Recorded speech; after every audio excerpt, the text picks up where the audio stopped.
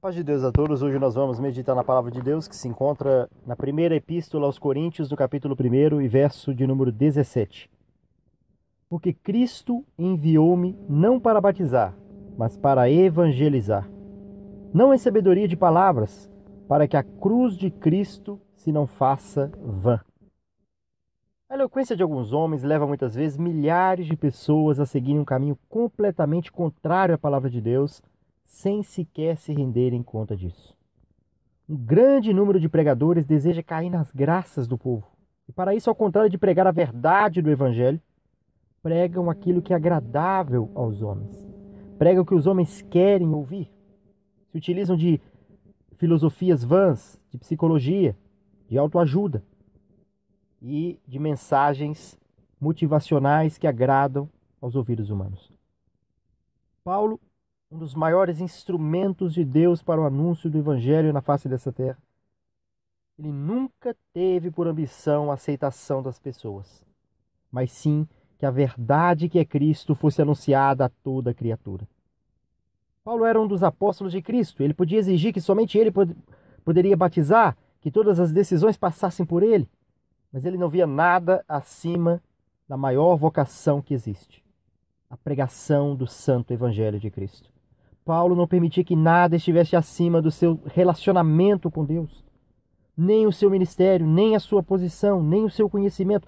Absolutamente nada estava acima do Evangelho de Cristo na vida de Paulo.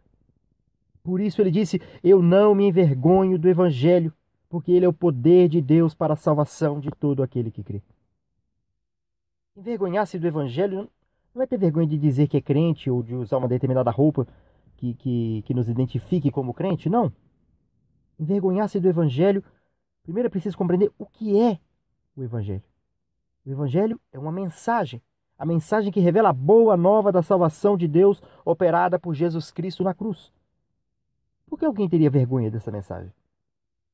Porque para muitos ela pode não parecer nada atrativa. O verdadeiro Evangelho, ao contrário do que ouvimos em tantos lugares, pela boca de muitos falsos pregadores, o verdadeiro Evangelho de Cristo não fala de um herói forte e poderoso fisicamente que veio nos libertar do domínio carnal dos reis e governantes, não. Ele não havia nenhuma formosura e nada que atraísse aos olhos dos homens.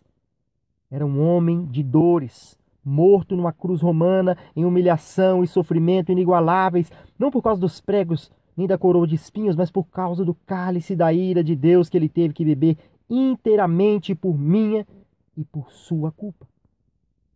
O Evangelho não nos promete riquezas, prosperidades terrenas, paz terrena e tranquilidade. Isso é heresia.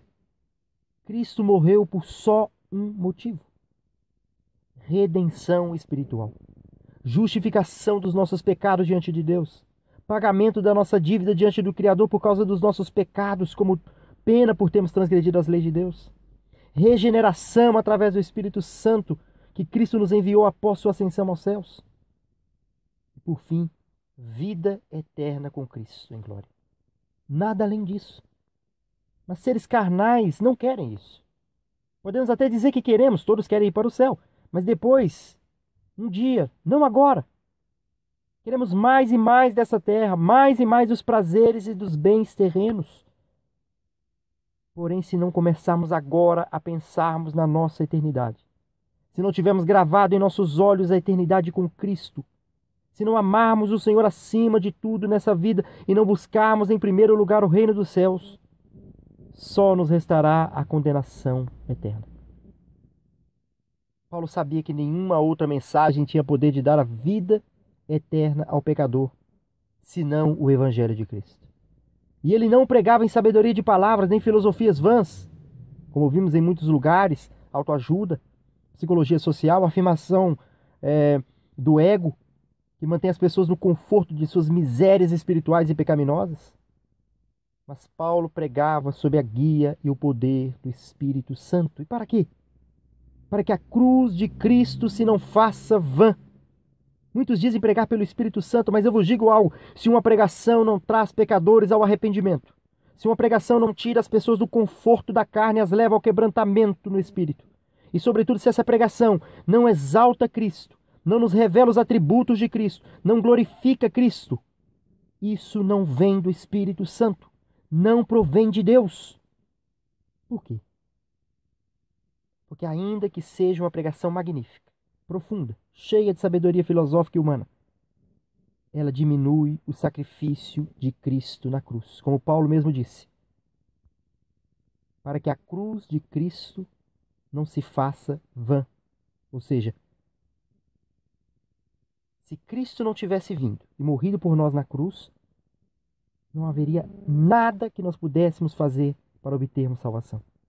E se nós pregamos outra coisa, se nós pregamos autoajuda, se nós pregamos capacidade humana, nós estamos anulando o sacrifício de Cristo na cruz. Nós estamos desprezando aquilo que o nosso Salvador fez por nós. Abracemos o verdadeiro Evangelho de Cristo, a verdadeira mensagem que nos oferece vida eterna em glória pelo poder de Cristo Jesus, nosso Senhor. Louvado seja o nome do Senhor.